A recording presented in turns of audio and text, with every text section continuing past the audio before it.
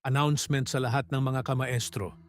Ngayong Disyembre 24 ng gabi, magpapa-raffle ako ng 10 brand new phone live po yan, simple lang ang gagawin.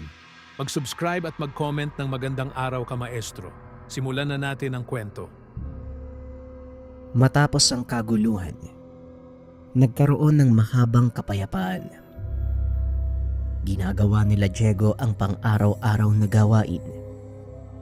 Si Rodel naman, tuloy lang sa pagpasok sa paaralan. Paminsan ay dumadalo pa rin sina Julian at Bandel, kagaya ng ipinangako nila sa bata. Sa bawat paglipas ng mga araw, unti-unti ring lumalabas ang totoong lakas ni Rodel. Hindi umaalis sa tabi nito si Julian dahil mas nauunawaan niya ang pagkataon ng paslit kaysa sa mga taong nakalakihan nito.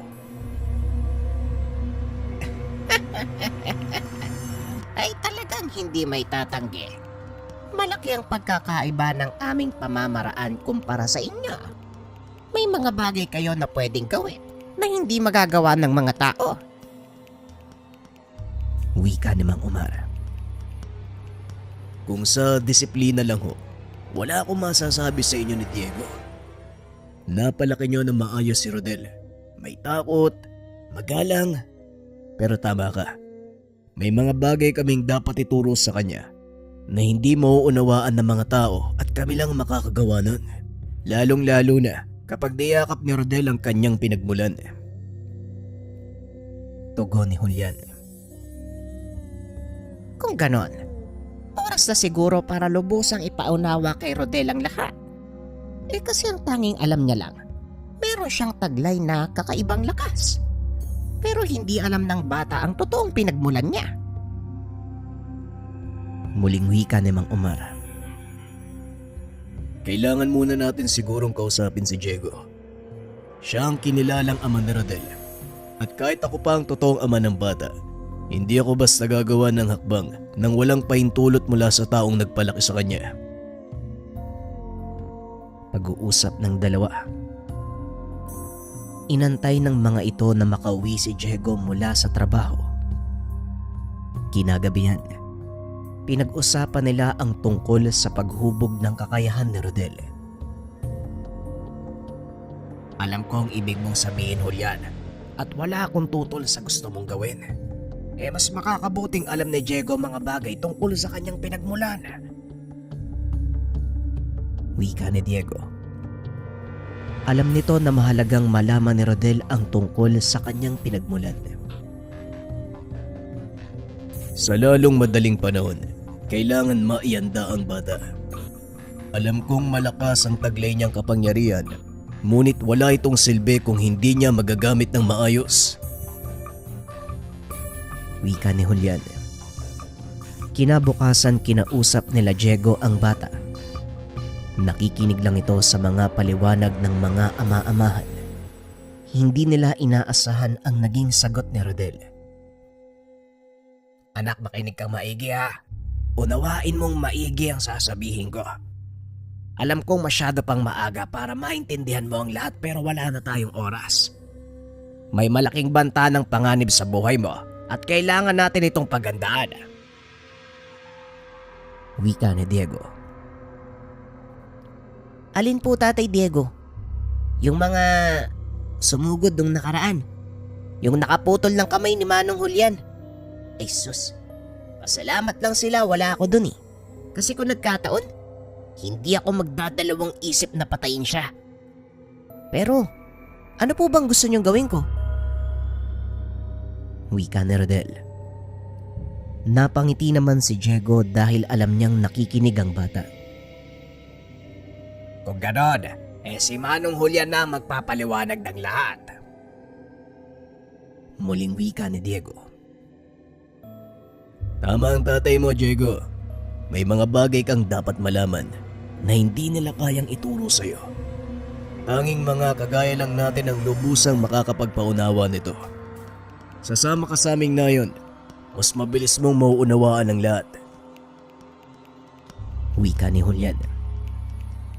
Napatingin si Rodel kay Diego. na tila inaantay ang pagsang-ayon nito. Kagad namang tumango si Diego. O sige po, kung yun ang makakabuti, sasama po ako sa nayon nyo. Wika ng paslit. Ikaw din, Diego, nais kong sumama ka. Dahil mas nauunawaan mo ang ugali ni Rodel, kailangan ko ng tulong mo. Wika ni Julian. Magpapaalam lang ako sa aking hepe. Siguro naman papayagan ako nun eh. Kailangan ko muna magpalamig.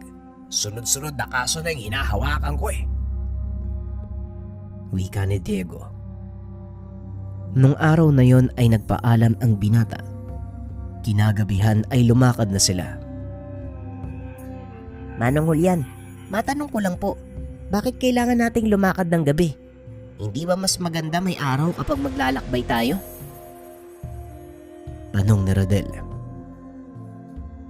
Hindi tayo dapat makita ng mga tao dahil sekreto ang lokasyon ng aming nayon. Kaya gabi tayo kailangan maglakbay. Pagpapaliwanag ni Julian. Tumango lang ito sa sinabi ni Julian. Maging si Diego ay nakapiring ng mga sandaling iyon para sa kaligtasan ng mga naninirahan sa lugar. Diego, pasensya ka na kung kailangan kong gawin to ha. Iniisip ko lang ang kaligtasan ng mga taong nakatira sa nayon. Bilang supremo, kailangan ko silang pangalagaan. Wika ni Julian. Bagay na nauunawaan naman ni Diego. Inabot ng kulang-kulang 2 oras ang kanilang paglalakbay. Bagaman nakapiring ang mata, hindi may tatanggi ni Diego na ilang burol na ang kanilang inakyat. Ilang gubat na din ang pinasok ng pangkat. Ilang sandali pa ang nakalipas. Tuluyan na silang nakarating sa bukana ng nayon. Tinanggal ni Julian ang piring ni Diego. Nanlaki ang mga mata ng binata nang makita ang tanawin. Isa itong pamayanang napapaligiran ng mataas na pader na gawa sa malalaking puno. Kinakapitan din ito ng makapal na baging. Patunay lang na matagal na itong nakatayo. Halos 10 metro ang taas ng bakod at sa bawat sulok ng lugar na yon ay may mga tore kung saan nakatayo ang mga nagbabantay. Hindi rin basta-basta makakapasok sa lugar dahil maliban sa napakalaki ng trangkahan, bantay sarado pa ito ng malalaking asong gubat. Pagpasok pa lang sa trangkahan, katakot-takot na patibong ang nakalatag. Ginawa ito ni Mang Ferrer para pangalagaan ang kanyang nasasakupan. Nanlaki ang mga mata ni Diego nang marating ang pinakaloob ng kuta. Napakaraming nakatira sa lugar. Ngunit ni isa ay walang nakitang paslit ang binata. Bagay na labis nitong ipinagtaka. Julian, bakit wala akong nakitang bata dito? Nasaan sila? Tanong ni Diego. Yan ang sumpa ng aming angkan, Diego. Ang mga purong gabunan, walang kakayahang magsilang ng sanggol. Tugon ni Julian. Paanong naisilang si Rodel kung walang kakayahang magkaanak ang mga kagaya nyo? Tanong ni Diego. Kagaya nga ng sinabi ko sa'yo, ang kaso ni Rodel ay nangyayari lang sa loob ng 100 taon. Mula sa parehong mataas na lahi ng mga aswang. Si Madel ay mula sa angkan ng mga Magindara at ako naman, anak ng isang gabunang aswang. Ang kagaya ni Rodel ay tinatawag na tagulikas. Nagtataglay sila ng pambihirang kakayahan mula pa lang sa araw na kanilang pagsilang at lalo pa itong lumalakas habang sumasapit sila sa wastong edad. Pagpapaliwanag ni Julian. Bagaman narinig na ito ni Diego, hindi nito lubusang maunawaan ang pagkatao ng kanyang anak-anakan. Bagay na ipinaliwanag naman sa kanya ni Mang Ferrer. Maligayang pagdating sa aming nayon. Pasensya na kung kinakailangan ka pang lagyan ng pering pagpunta dito ha. hindi sa wala kaming tiwala sa iyo. Kailangan lang naming masiguro ang kaligtasan ng bawat isa. Alam mo naman siguro na wala kaming kakayahang magparami. Nagsimula ang sumpang ito sa amin nung kinalaban ni Dato Bangaraw ang diwata ng buwan na si Mayari. Wika ni Mang Ferrer at ayon pa dito, matagal nang namumuhay ang kanilang angkan. Pilit nakikiangkop sa mga tao. Ngunit sadyang malupit ang mga ito. Kaya napilitan silang lumaban o hindi kaya naman lumayo na lamang. Kaunting kaalaman, si Mayari ay isa sa mga anak ng Bathala. Siya ang tagapangalaga ng buwan. Samantalang si Dato Bangaraw naman, ang tampalasang dato na hinamon si Mapulon para palitan nito sa kanyang pwesto bilang Bathala. Kinalaban nito ang mga diwata para lang magkaroon ng kapangyarihan. At dahil sa ambisyong ito, isinumpa ang angkan ni Bangaraw na maging immortal. Ngunit tinanggal ng Bathala ang kanilang kakayahang magparami. Balik tayo sa kwento. Ibig sabihin po, matanda na si Julian. Pero bakit parang hindi naman po mahalata sa itsura niya? Tanong ni Diego. Oo, Diego. 200 taong gulang na ang anak ko. At ako naman, 250. Wika ni Mang Ferrer. Sa isip ni Diego, niwala sa kalingkingan ng mga gabunan ang kanyang edad. Sandali lang po. Posible bang ganon din si Rodel? Wika ni Diego. Biglang natigilan si Mang Ferrer sa paglalakad. Nilingon ng binata at muling nagsalita. Yan ang pinangangambahan ko, Diego. Dahil sa pagkakalam ko, wala pang tagulikas ang umabot sa edad na 100. Tumatanda sila gaya ng normal na tao. Meron silang kakayahan na magbuo at makapagsilang ng sanggol. Sa makatuwid, nagiging katulad sila ng mga tao. Muling wika ni Mang Ferrer. Habang nag-uusap ay pinagmamasdan ng binata ang kapaligiran. Parang normal na nayon lang ang itsura. Kung titignan ang mga tao ay hindi mo sila pagkakamalang mula sa isang malaking angkan ng mga aswang. Maya-maya pa ay tinawag na sila upang kumain. Habang nasa pag-isa-isa silang pinakilala ni Mang Ferrer sa mga taga roon. Malugod naman silang tinanggap ng mga ito. Pagkatapos kumain, hinatid na sila sa kani-kanilang mga tutuluyan. Ang ganda ng lugar na to, Tay. Ang babait pa ng mga tao. Dito na lang kaya tayo tumira, kaso wala akong makakalaro. Wika na Rodel. Alam mong hindi ako pwedeng tumira dito eh. Mawawalan ako ng trabaho kapag nagkaganon. Kung gusto mong tumira dito, pwede naman. Eh nandito naman si Manong Julian mo eh. Tugon ni Diego. Ayoko nga. Ikaw yung tatay ko eh. At kung nasan kayo, dapat nandun din ako. Mamaya niyan kung ano pang mangyari sa inyo eh. Muling wika ng paslit. Patuloy na nag-usap ang dalawa. Hanggang sa makatulog na si Rodel. Hindi rin napansin ni Diego na unti-unti siyang nakakatulog. Sa kalagitnaan ng pagpapahinga, unti-unti niyang nakita ang pangitain. Sa pagkakataong iyon, malinaw na ang lahat. Lalo na ang lugar kung saan ito mangyayari. Biglang napabalikwas ang binata at nang tumingin sa labas ng bintana, nakita nitong maliwanag na ang paligid. Dali-daling lumabas ang binata dahil napansin nitong wala na si Rodel sa tabi. Narinig na lang ni Diego na sumisigaw ito sa labas ng tahanan na parang may kung sinong kinakalaban. Ganyan nga, Rodel. Ilabas mo ang lakas mo. Wika ni Julian habang patuloy na inaatake ang bata. Mabilis namang nakakaiwas si Rodel. Kahit papano ay nagagawa nitong gantihan si Julian. Napagtanto ng binatang nagsisimula na ang pagsasanay ni Rodel sa ilalim ng pagtuturo ni Julian. Naupo ang binata sa sulok. Pinagmasdan ng kanilang ginagawa. Kitang-kita nito ang ngiti ni Rodel. Nang mga sandaling iyon, alam niyang masaya ang anak-anakan sa ginagawa.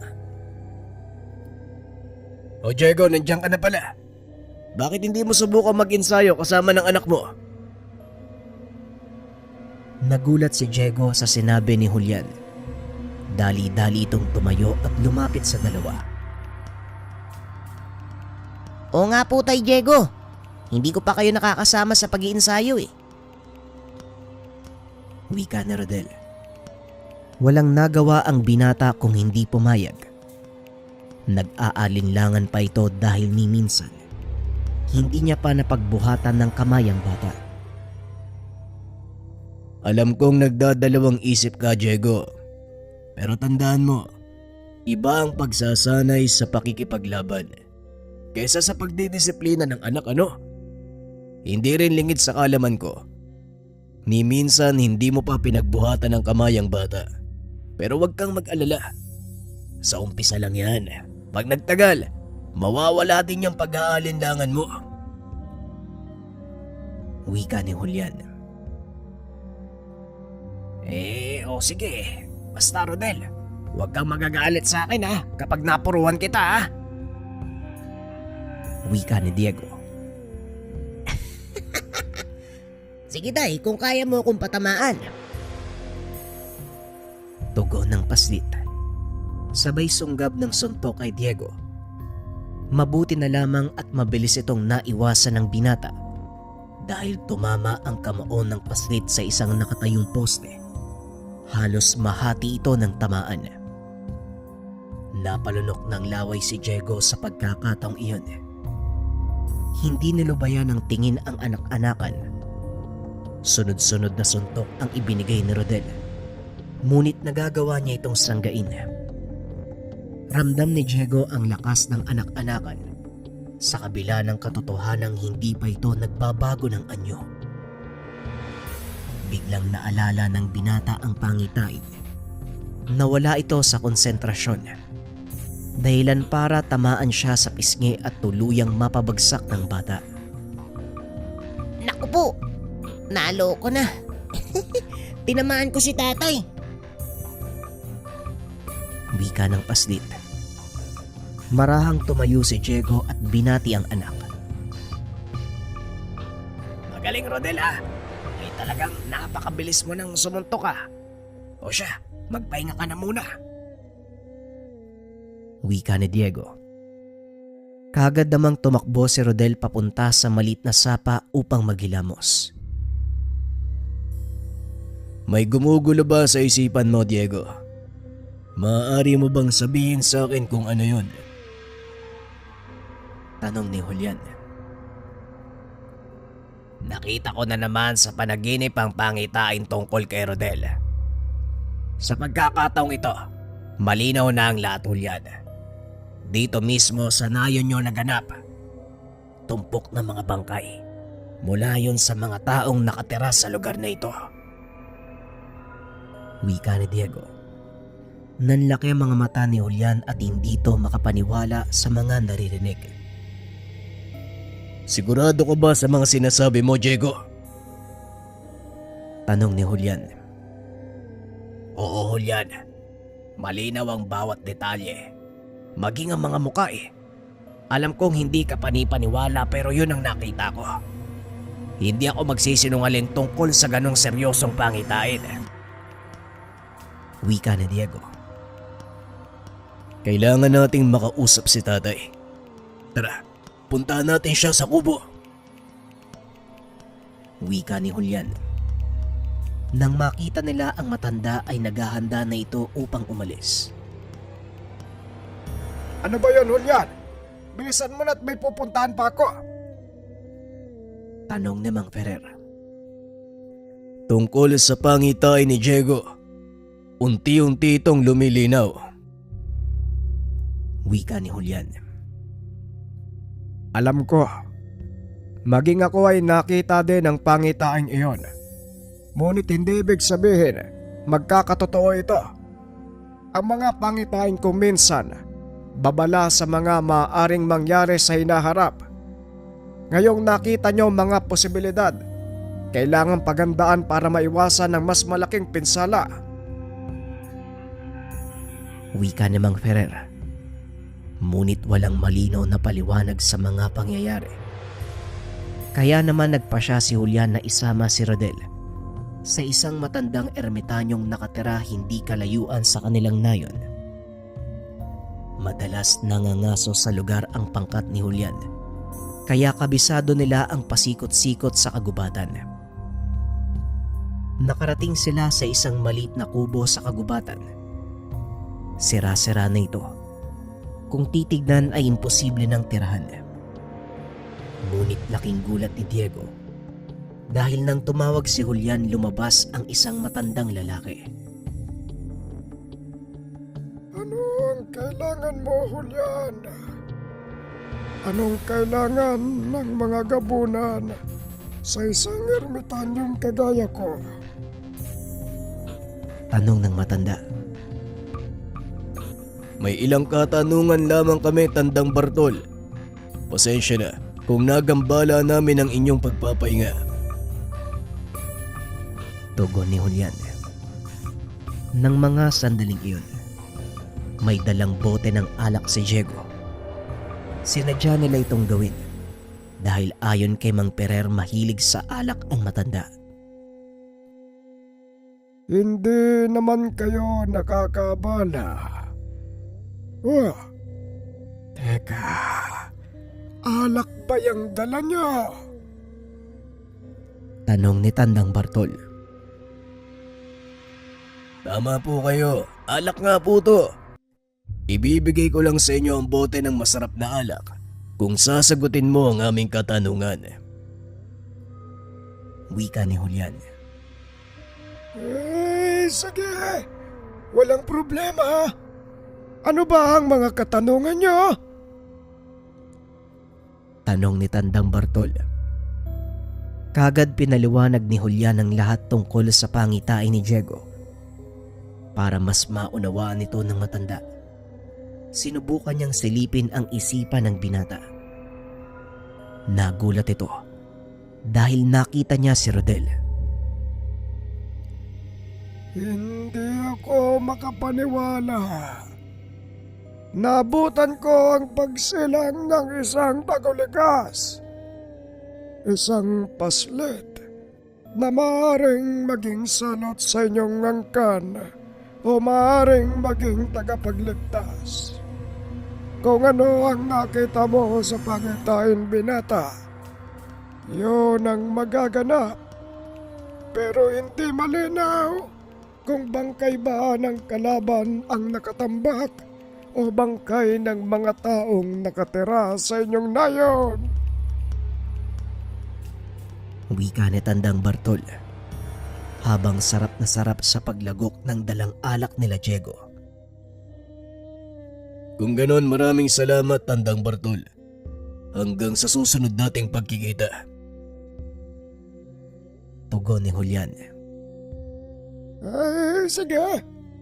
Sa susunod ulit, magdala pa kayo ng masarap na inumin. Medyo bitin sa akin ng isang alak na ito. Habang tumatagal, lalong sumasarap. Wika ni Tandang Bartol. Huwag ko kayo mag-alala. Maraming masarap na alak doon sa syudad. Ay sa susunod, dadalhan ko kayo ng kasama sa tagumpay. Tugon ni Diego. Kagad nang tumuloy ang mga ito pabalik sa nayon. Ngunit habang binabaybayang daanan, nakasalubong ng mga ito ang dalawang lalaking may bitbit na baril. Pasimpleng naglakad ang dalawa para hindi mapaghalataan. Ngunit nang makalapit ang mga ito sa kanila, pinahinto sila ng mga kalalakian. So kayo nang galing? Hindi niyo ba alam na pinagbabawal ang pamahalaan ng pagpasok sa lugar na to? Wika ng isa sa mga lalaki. Pinagmasdang mabuti ni Diego ang kasuotan ng mga ito. Nakita din ni Diego ang dala nilang supot. Mula dito ay may patak ng dugo. Ipagpaumanin po ninyo, naliligaw po kami. Maaari niyo bang ituro niyo sa amin ang daan palabas? Tanong ni Julian. Baybayin niyo lang yung daang to. Sa gawing dulo, taakin mo yung landas pa kaliwa. Mararating mo lang ang labasan. Pero hindi ko lang alam kung makakalabas ka ng buhay ha. Napakaraming nilalang dito na gustong kunin ang utak mo at gawing merienda. Kaya kung ako sa'yo, bibilisan ko ng paglalakad para hindi kayo ubutin ng dilim. Muling wika ng lalaki. Lingid sa kalaman nito, bistado na ni Julian kung sino sila. Matapos ibigay ang direksyon, kagad nang umalis ang dalawa. Saka pa lamang sinabi ni Julian ang lahat kay Diego. Mga manunugi sila at ang nasa loob ng supot na dala, puso ng babaeng usa. Wika ni Julian. Ano naman yung gagawin nila doon, Julian? Tanong ni Diego. Ang dugo ng babaeng usa, lason para sa aming mga aswang. Ito ang ginagamit nila para mapatay kami. Wika ni Julian. Alam nito na maaari silang masundan ng mga lalaki. Kaya pinili ng dalawang lumabas ng gubat at wag munang bumalik sa nayon. Hanggang dito nakakarating pala yung mga maangaso. Matagal na din silang minamanmana ng pulisya dahil sa ilegal na pagpatay ng mga usa. Wika ni Diego. Tanging dugo ng babaeng usa ang makakapatay sa mga kagaya namin. Kaya maraming manunugis ang pailalim na bumibili o nangangaso ng mga babaeng usa para gamitin nilang sandata. Wika ni Julian at ilang minuto pa ang lumipas. Tuluyan nang lumubog ang araw. Nagsimula nang maglakad pabalik ng kuta ang dalawa. Ibang daan ang tinahak ng mga ito. Sa pagkakataong iyon, hindi na piniringan ni Julian ang binata. Pagdating sa lugar, kagad nitong binalaan si Mang Ferrer tungkol sa nakita. Ngunit huli na. Dahil namataan na ang mga mangasong umaaligid sa nayon. Kasalukuyang naghahanda ang ating mga kasama para sa kung anong pagsalakay mula sa kanila. Hindi natin masasabi kung ano ang totoong plano ng mga taong yan, lalo pat nasa panig nila si Tasyo. Wika ni Mang Ferrer. Palagi po bang may nagagawing maangaso dito? Tanong ni Diego. Nitong mga huling araw lang sila naging aktibo matapos nating makaharap si Tasyo. Wika ni Mang Ferrer. Sa kabila ng banta, siniguro ng matandang walang dapat alalahanin tungkol sa kaligtasan ni Rodel. Dahil imposibleng makapasok ang mga ito sa higpit ng bantay sa lugar. Patuloy na nagbantay ang mga nakatira doon. Habang si Rodel naman, patuloy na nagsasanay. Wala namang nangyaring kakaiba ng mga sumunod na araw. Kaya naman napanatag ang isipan ni Diego na magagawa ng maayos ni Rodel ang kanyang pagsasanay. Kumusta ka naman, anak? Mukhang masaya ka dito ah. Wika ni Diego. Oo naman po, Tatay Diego. Magaling pong magturo si Manong Julian eh. Lalo na si Lolo Ferrer. Tinuruan na din pala ako ni Ginang Madel kung paano papagalingin ang sugat ko nang hindi gagamitan ng gamot. Wika ni Rodel. Mabuti naman at marami ka nang natututunan. Basta ang palagi mong aalalahanin, gagamitin mo ang mga kakayahan sa mabuting gawain. Wika ni Diego. Opo, Tatay. Yan din naman po yung palaging sinasabi sa akin ni Manong Julian. Matapos kausapin ng paslit, kinausap naman ito si Julian at Mang Ferrer. Ayon sa dalawa, hindi naman sila nahirapan sa pagtuturo kay Rodel dahil mabilis namang nauunawaan ng paslit ang lahat ng mga sinasabi sa kanya. Likas na patalino ang anak mo ha, at mabilis makakuha ng mga itinuturo sa kanya. Kaya wala kang dapat alalahanin kahit sumugod man ng mga kalaban. Wika ng matanda. Tama si tatay. Ang kalamang taglay ni Rodel sa ngayon, halos kapantay na ng sa amin. Pero marami pa siyang hindi nalalaman, lalo na ang tungkol sa kanyang katauhan. Minabuti naming magsabihin sa kanya ang lahat at hayaan na lang na tumungtong sa tamang gulang ang bata. Wika ni Julian. Sumang-ayon naman si Diego sa mga sinabi ng dalawa. Para sa kanya, sila ang higit na nakakaalam ng mga bagay na ito. Pagsapit ng hapon, nagpaalam na ang binatang babalik sa bayan dahil tapos na ang ibinigay sa kanyang bakasyon. Sasama po ako sa inyo, Tay. Tapos naman na yung pagsasanay ko dito eh. Pwede na akong bumalik sa baryo natin. Wika ni Rodel. Kung ganon, ihanda mo na yung mga gamit mo at aalis na tayo. Magpaalam ka din sa lahat ng mga naging kaibigan mo. Dahil baka matagalan pa tayo bago makabalik dito. Wika ni Diego. Dali-dali namang nag-ayos ng gamit si Rodel. Sinunod ang bili ni Diego. Matapos magpaalam, hinatid sila ni Julian patungo sa labasan. Mag-iingat kayo sa daan. Huwag kang mag-alala, Rodel. Pupunta pa din ako sa bahay niyo para bisitahin ka. Wika ni Julian. Sige po, Manong. Aasahan ko po yan. Tugon ng paslit. Kagad nang lumakad ang dalawa. Kapwa walang imik ang mga ito dahil pinakikiramdaman nila ang paligid. Hindi mawala sa isip ni Diego ang banta ng mga manunugis sa lugar. Hindi nga nagkamali ang binata dahil sa kalagitnaan ng kanilang paglalakad. Nakasalubong ng mga ito ang isang pangkat na binubuo ng 4 na kalalakihan. Saan kayo nang galing? This oras na ng gabi, naglalakad ba kayo dito sa gubat? Alam niyo bang delikato yung lugar na to? Ang balita dito, may gumagalang aswang. Wika ng isa sa mga lalaki. Ang hinala ni Diego, ito ang nagsisilbi nilang pinuno.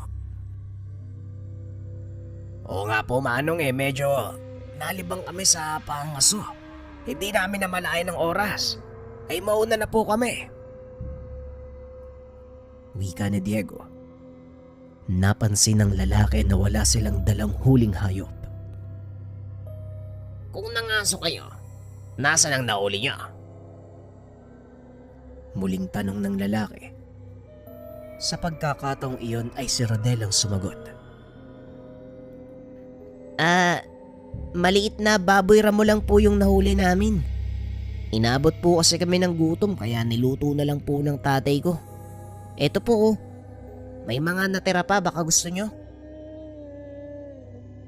Wika ni Rodel habang inaalok sa lalaki ang laman ng bag. Ipinabaon nito sa kanya ni Madel bago siya umalis.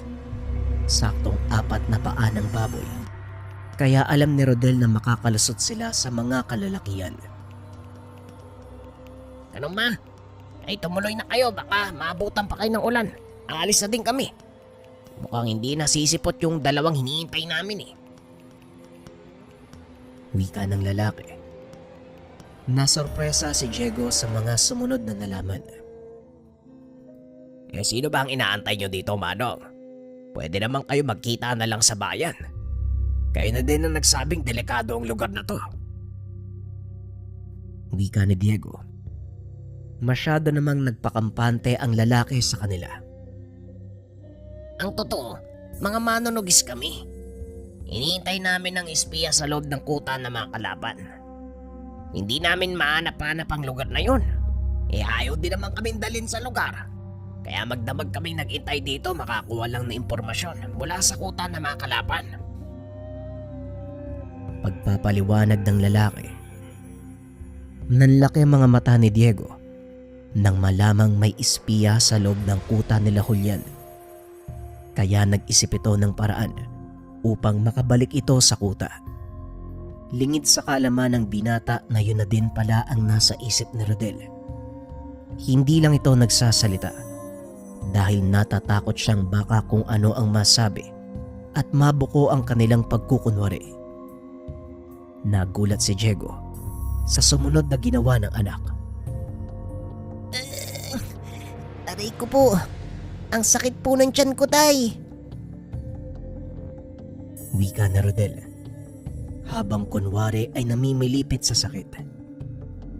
Dali-dali naman itong nilapitan ni Diego sa pag-aakalang totoong masakit ang tiyan ng bata. Ay nako, paano ba to? Wala pa naman tayong dalang gamot. Wika ni Diego habang natataranta. Inilapit naman ng paslit ang bibig sa tenga ng binata para ibulong ang sasabihin. Sumakay ka lang, tay. Umaarte lang po ko. Kapag kumagat sila, saka tayo pupusit pabalik sa nayon. Wika ni Rodel. Hindi na nakapagsalita si Diego. Sinunod nito ang sinabi ng anak-anakan. Manong, maaari niyo po ba kaming tulungan? Kailangan ko po kasi makarating sa bayan sa lalong madaling panahon eh. Natatakot po ako baka mapano ang anak ko. Wika ni Diego.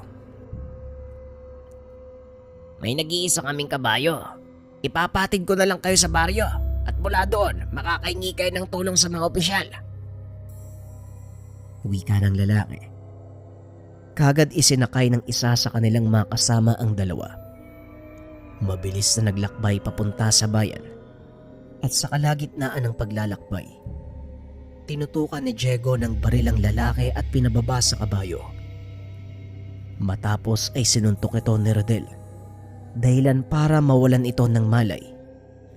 Dali-daling umalis sa lugar ang dalawa dala ang kabayo at para hindi mahalata, naganap ng alternatibong daan si Diego.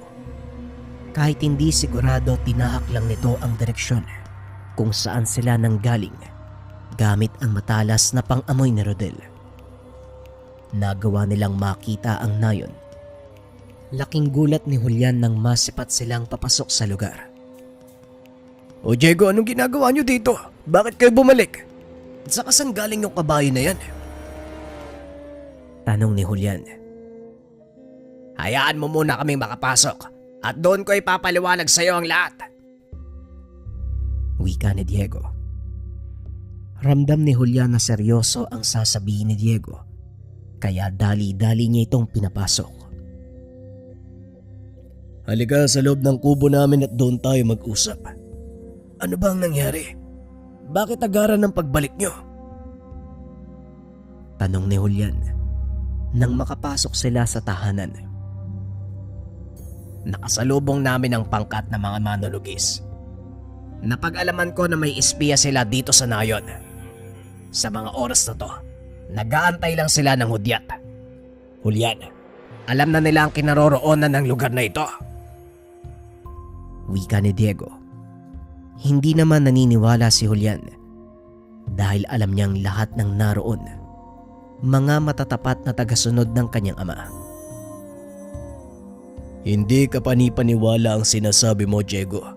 Imposibleng may espiya sa nayong ito. Sino naman na maglalakas loob na traidorin si tatay? Tanong ni Julian. Yan din ang tanong ko sa sarili ko. Pero may isang tao akong hindi napapansin sa lugar na ito. Ayoko sanang isipin na siya ang espiya dahil napakabuti niya sa amin noon. Pero malakas ang kutob ko na siya ang nagbibigay ng impormasyon sa mga kalaban. Wika ni Diego. Sino ang tinutukoy mo, Diego? Tanong ni Julian. Ang tinutukoy ko ay si Ador. Madalas ko siyang nakikitang labas-masok sa nayon simula nang dumating kami.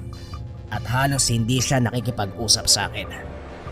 Casual na usapan lang ang nangyayari sa tuwing magkakarap kami. At ang mas lalong nakapagpatibay ng hinala ko, ang sinabi ng mga lalaking nakasalubong namin na mula sa nayong ito ang kanilang espiya. Pinagduktong-duktong ni Julian ang sinabi ni Diego. Napagtantong tama ang mga ito. Wala muna magsasalita tungkol sa bagay na to.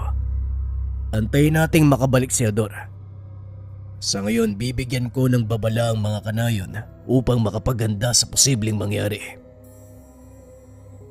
Tugon ni Julian. Kagad itong kumilos. Sinabihan ang mga kanayon na maganda. Hindi na nagtanong pa ang mga ito. Matyaga silang nag-antay ng susunod na pag-uutos ni Julian. Ilang sandali pa ang nakalipas. Dumating na si Ador. Sinalubong naman ito ng mga kasamahan upang kumustahin. Lumapit na din sina Julian at Diego. Nang makita ni Ador si Julian, napayuko ito at biglang nag-iba ang reaksyon ng muka. Nagkunwari itong nakangiti. Ngunit basang-basa ni Diego ang totoong reaksyon nito. Sandali lang, Ador. Gusto kitang makausap. Pwede bang pumunta ka sa aking kubo? Wika ni Julian. Sige po, Supremo. Susunod po ako. Ihatid ko lang ang mga nahuli ko sa bahay. Tugon ni Ador. Naunang pumasok sa tahanan si Julian at doon nila inantay si Diego. Bago pa man ito dumating ay kinausap ni Diego si Rodel. Alam kong meron kang kakayahan na malaman kung nagsisinungaling ang isang tao. Ngayon natin kakailanganin yan. Wika ni Diego. O sige po tay, ako na pong bahala. Ilang minuto ang nakalipas. Pumasok na sa kubo si Ador. Natigilan ito nang makitang nakangisi sa kanya si Rodel. Rodel, nandito ka din pala. Akala ko ngayon ang balik niya sa baryo. Tanong ni Ador. Naantala yung pag-uwi namin ni tatay. Ang sabi niya kasi, gusto niya munang matutong manghuli ng daga. Wika ng paslit. Napansin ni Diego na pinagpapawisan ng malamig si Ador. Bukang pinagpapawisan ka yata. Bakit hindi mo tanggalin yung pangitaas mo? Wika ni Diego. Napagod kasi ako maglakad kaya basang-basa ako ng pawis. Pasensya na, Supremo. Wika ni Ador. Hindi nagsasalita si Julian ng mga sandaling iyon. Alam na ni Rodel kung bakit ganito ang reaksyon ni Julian. Naku po, lagot kang daga ka. Galit na si Manong Julian. Wika ni Rodel. Hindi naman lubos maunawaan ni Ador ang nangyayari. Kaya muli itong nagtanong. Supremo, ano ba ang dahilan ng pagpapatawag niya sa akin? Napangiti si Julian. Marahang naglakad papunta sa kinakatayuan ni Ador. Napatras naman ito dahil ramdam niya ang galit ng Supremo. May ilang bagay lang akong itatanong sa'yo at gusto kong sagutin mo ko ng tapat. Na kay nino ang katapatan mo? Tanong ni Julian. Nasa inyo po, Punong Supremo. Sino ang pinagkakautangan mo ng buhay mo ngayon? Si Ginang Madel, Supremo. Kung ganon, bakit mo kami tinatraidor? Nanlaki ang mga mata ni Ador nang marinig ang katanungan ni Julian. Sandali lang po, Supremo. Hindi ko po kayo maintindihan. Hindi po ako nagtatraidor. Tugon ni Ador. Nilingon ni Julian si Rodel na noon ay nakangiti ng nakakaloko. Nagsisinungaling po yan, Manong Julian. Naaamoy ko sa kanya yung taong pumutol ng kamay nyo. Wika ni Rodel. Bagay na ikinagulat ni Ador. Wala na itong nagawa pa at pinili na lang na lumaban. Wala na rin pala akong lusot sa pagkakataong ito. Kaya mabuti pang mamatay na lang ng lumalaban. Oo, totoong nagtraidor ako sa inyo. Kagaya ng pagtraidor nyo sa aking mga magulang nung panahong nagsisimula pa lang ang pamayanang ito. Alam ng lahat na isa ang aking ama sa mga taong nagpundar at nagpasimula ng nayon. Pero anong ginawa nyo?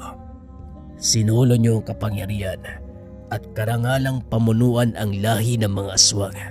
At dahil hindi sang-ayon ang tatay ko sa inyong panukala, pinatay nyo siya. Tandang-tanda ko pa kung paano sumigaw si tatay habang sinusunog nyo ang kanyang katawan.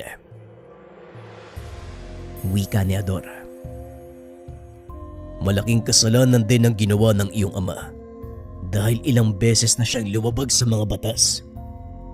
Hindi niya inisip na bilang nakakatanda sa nayon, isa siya sa dapat magpatupad ng mga batas na yun. Pero anong ginawa niya? Palihim siyang pumapatay ng mga tao at kinakain dito mismo sa loob ng nayon. Tugon ni Julian. Wala na akong pakialam sa mga dahilan nyo. Parating na dito ang pangkat ng mananugis ni Tasyo. Kaya magsipaganda kayo. Wika ni Ador. Bigla naman itong sinuntok ni Julian. Sandali lang, Julian. May ilang bagay lang akong dapat linawin sa isang to. Sabihin mo sa akin, Ador. Ano yung pinakita mo sa aking kabutihan? Yung bertud na binigay mo, ano ang ibig sabihin? Tanong ni Diego. Ang binigay ko sa iyong bertud ay tanda ng pagpapasalamat ko sa iyo. Dahil sa pagtitiwala sa akin. Maniwala ka, Diego. Wala akong anumang galit sa iyo. Nadamay ka lang ng pagkakataon. Kaya hanggat maaari, umalis ka na sa lugar na ito. Wika ni Ador. Matapos ay kagad itong tinali ni Julian at dinala sa kanyang ama. Ano ang ginawa ng isang yan? At bakit nakagapos sa mga kamay? Tanong ni Mang Ferrer. Isa pong espiya si Ador, tatay. Ilang oras na lang maaari na tayong lusubin ng mga kalaban. Itinuro ng traidor na ito ang tamang kinaroroonan ng ating nayon. Wika ni Julian. Sigurado ka ba sa mga sinasabi mo, Julian? Tanong ni Mang Ferrer. O tay, siya mismo ang umamin sa mga kasalanan niya. Sinabi ko na noon pa na hindi dapat pinagkakatiwalaan ng isang to. Wika ni Julian. Kung ganon, kailangan nating maghanda. At ikaw naman, Ador, pagbabayaran mo ang ginawa mong pagtatraidor. Wika ni Mang Ferrer. Kagad na kumilos si Julian.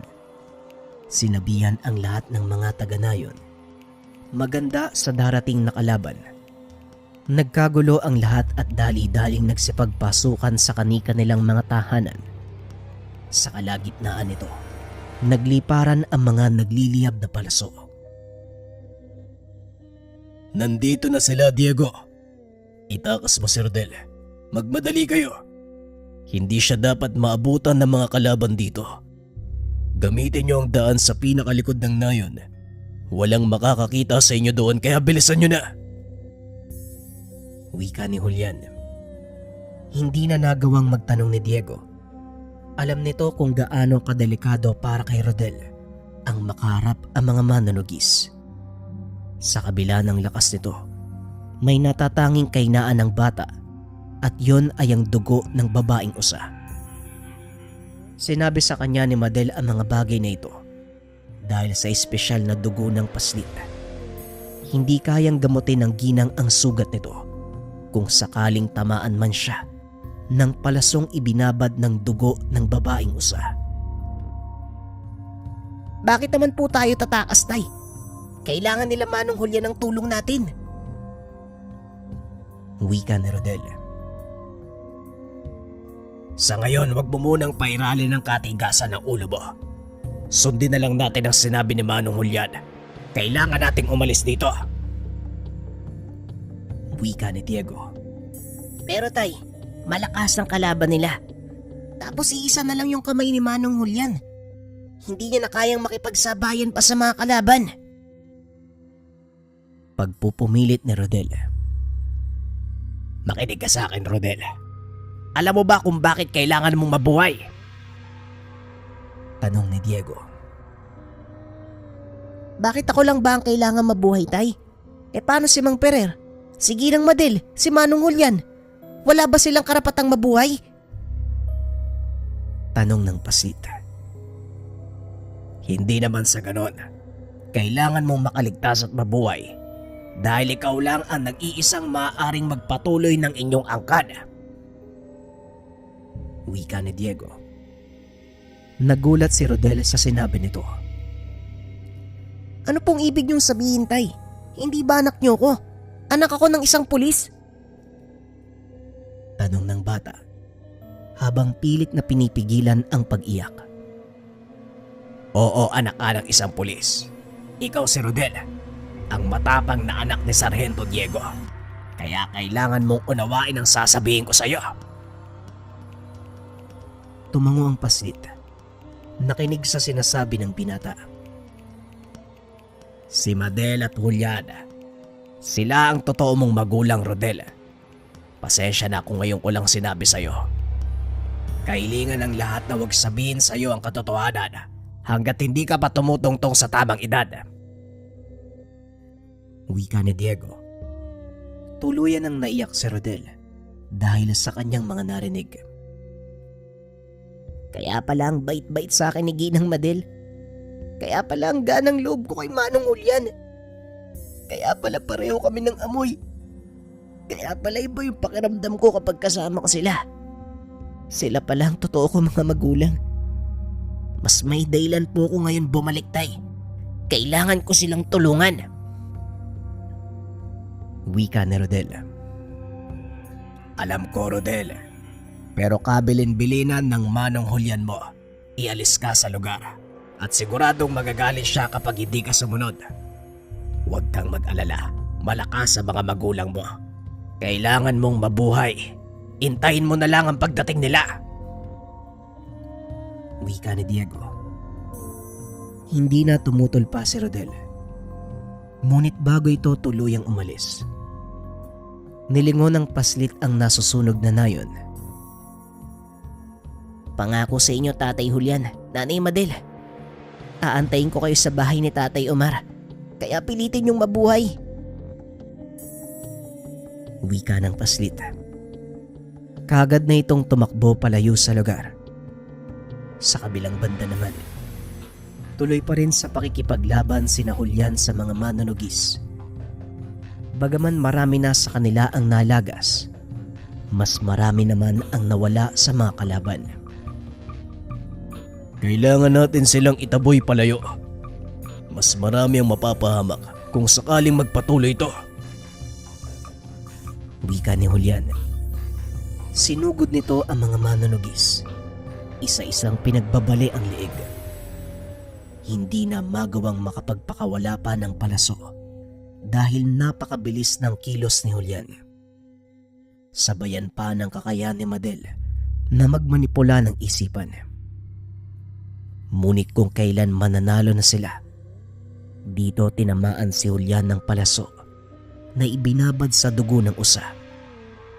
At upang hindi mapuruhan, hinarang ni Madel ang sarili. Sinalo ang lahat ng palaso mula sa kalaban. Nang makita ni Mang Perer na bumagsak ang anak, dali-dali itong sumugod. Ngunit hinila ito ng isa sa kanilang mga kasama at itinakas. Paumanhin, Pinuno. Pero kailangan mong makaalis sa lugar na to. Ikaw lang ang naiwan sa inyong angkan at hindi pwedeng mawala ng pinuno ang ating nayon. Wika ng lalaki. Hindi, Lemuel. Bitawan mo ko. Kailangan kong mailigtas si Julian. Kailangan kong mailigtas ang anak ko! Wika ni Mang Pereira. Huli na ang lahat, Mang Pereira. Wala na si Supremo at Ginang Madel. Hindi ko po hahayaan na pati kayo ay mawala din. Masasayang ang daang taong pagsasanay ko kung hindi ko kayo may pagtatanggol. Wala nang nagawa si Mang Pereira. Napakalaking tao ni Lemuel. Isa ito sa mga nakakataas na gabunan. Pinagkakatiwalaan ng pamilya ni Mang Pereira sa kanilang seguridad. Samantala ng mga sandaling iyon, nakarating na si Diego sa baryo. Sinalubong naman sila ni Mang Omar, na noon ay tuwang-tuwa sa kanilang pagbabalik. Ngunit napansin ito na matamlay si Rodel. Anong nangyari sa batang to? Matamlay. Tanong ni Mang Omar. May masamang nangyari sa nayon nila Juliana. Sinalakay sila ng mga manunugis. Hindi ako sigurado kung makakaligtas pa sila o kung may matitira pa sa kanila. Wika ni Diego. Mabaging langit. Ay paano nangyari yon? Paanong natunto na mga kalaban ng kanilang nayon? Hindi ba nasa tagong lugar ang pamayanan nila? Tanong ni Mang Omar. Pinaliwanag ni Diego ang lahat. Halos maiyak si Mang Omar sa narinig. Lalo pa nang makitang umiiyak sa bintana si Rodel. Pinili kong sabihin kay Rodel ang katotohanan dahil alam kong sa pagkakataong iyon, maaaring wala na magsabi sa kanya. Pinili ko lang nasaktan siya ngayon kaysa habang buhay niyang dali ng galit sa akin at sa mga magulang kung hindi ko pa sasabihin ang katotohanan. Wika ni Diego. Kung sa bagay may punto ka, mabuti ang ginawa mong pasya. Huwag kang mag-alala. Lilipas din ang lungkot ni Rodel. Sa pagkakakilala ko sa kanya, punong-puno ng positibong pananaw ang batang yan. Kaya alam kong sa kailaliman ng kanyang magulong pag-iisip, naroon nakakupli ang isang pusong nag-aantay. Wika ni Mang Omar. Yun na nga ang masakit, Mang Omar. Dahil baka hindi na dumating pa ang hinihintay niya. Sabay napabuntong hininga ang dalawa. Laking gulat ng mga ito. Biglang lumapag sa harapan ang isang malaking nilalang. Kalong-kalong si Mang Pereira. Pasensya na kung nagulat kayo. Ako si Lemuel. Isa sa mga pinagkakatiwalaan ng angkan ni Mang Pereira. Wika ng nilalang. Kilala kita. Halika, ipasok mo si Mang Pereira sa loob. Sabihin mo sa akin kung ano nangyari sa lugar. Tanong ni Diego. Matapos ilapag sa higaan ng matanda, kagad naman itong inasikaso ni Mang Omar. Samantalang dinala ni Diego sa malayo si Lemuel at doon kinausap. Pinaliwanag nito ang nangyari. Parang dinurog ang puso ng binata nang malamang patay na si Julian at Madel. Hindi ito makapaniwala sa mga naririnig. Tinignan nito si Rodel na noon ay patuloy pa ring nag-aantay sa pagdating ng kanyang mga magulang.